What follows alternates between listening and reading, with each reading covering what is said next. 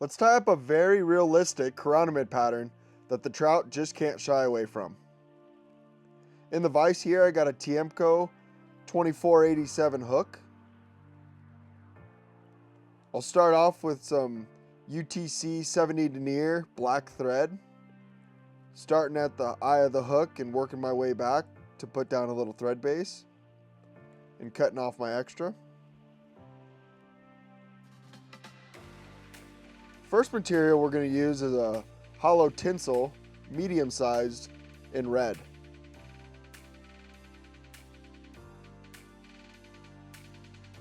We'll take that and we'll tie it in. You don't want to tie it the whole length of the shank there. I kind of put it halfway down so I don't build up too much on that head.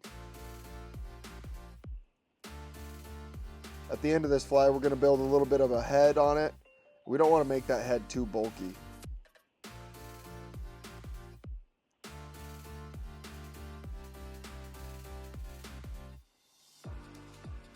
And I'll work my way up right back where I started off my tinsel. And tie in the next material, which is going to be some Life Flex in black.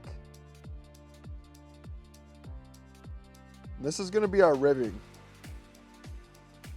This is a great ribbing material. You can make it thick, you can make it thin. But here I'm going to pull it pretty taut while I tie it in so that it doesn't build up too much on that body. We still want to keep that body as slim as we can here.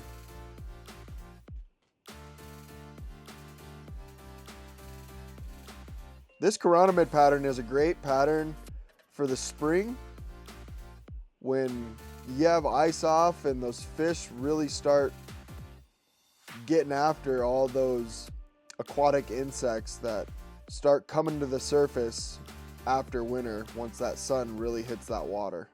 We'll snip off that tag end there. When I'm snipping off that tag end, I like to pull that little tag and make it to where it's pretty thin, so again, we don't want to build up too much thickness. I'm going to throw in a couple half hitches here so I can throw my bobbin on the bobbin holder and wrap that Holo tinsel. We'll wrap that Holo tinsel, not quite touching wraps, but pretty dang close. We want to give it a little bit of some segmentation there.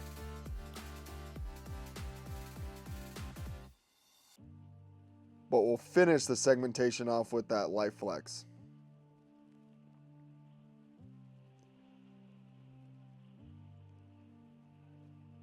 Tie off that Holo tinsel. Like to take a couple wraps to trap it in and a wrap in the front of it to make sure I get it really tight so that that tinsel doesn't break loose on me.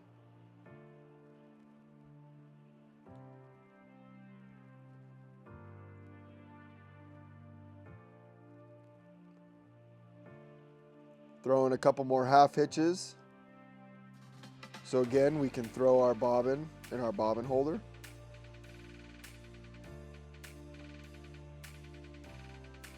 And wrap our Life Flex.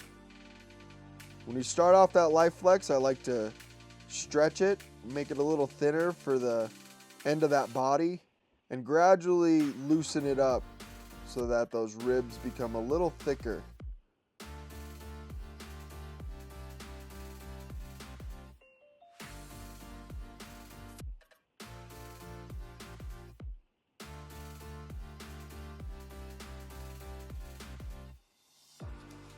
Go ahead and tie that guy in.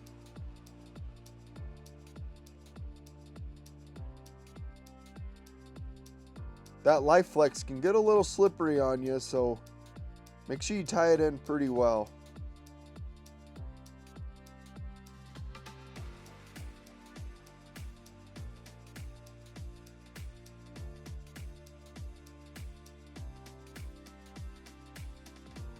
Snip that tag end off. Okay, now that we have the body, we'll start working on that head. I'm going to put some cheeks on this fly. The material is going to be Goose Biots in orange.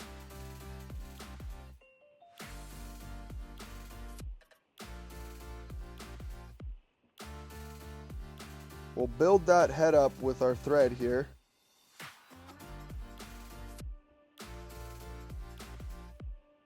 Kind of making it a little bulky, but you don't want to get too carried away.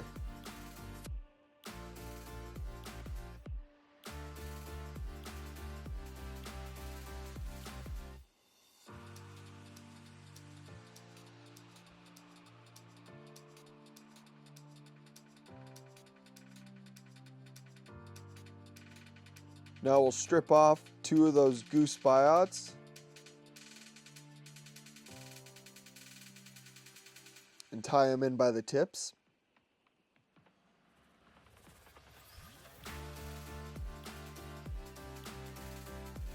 Like I was saying before with this fly, it's a great stillwater fly for the spring.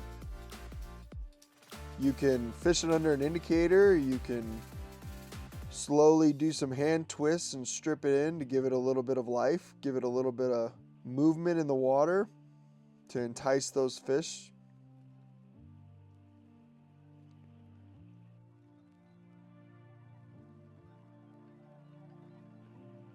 When you're tying in these Goose Biots, you want them sitting on either side of this fly.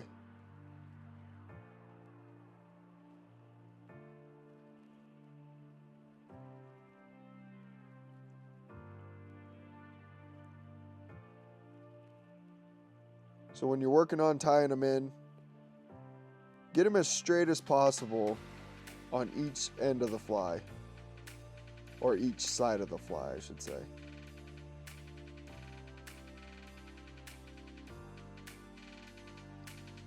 Go ahead and fold them up and tie them in. I like to tie in each side individually so that it doesn't get away from me. And I can make sure that they're sitting exactly where I like them.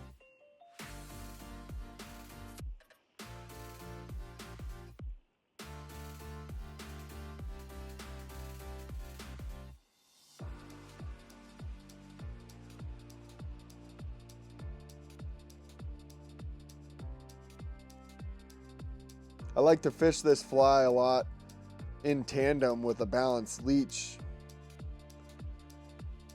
As you can see, this fly isn't weighted, so when you're putting that balanced leech as the bottom fly, it really draws that chironomid fly down to the water column as fast as it can get.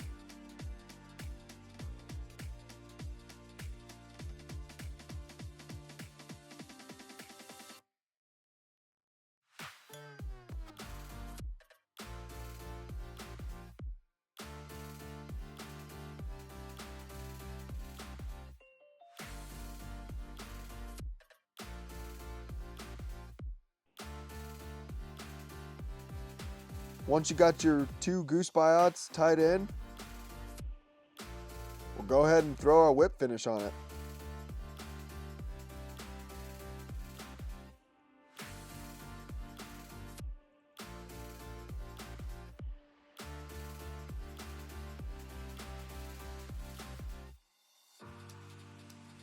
We'll go ahead and snip that off.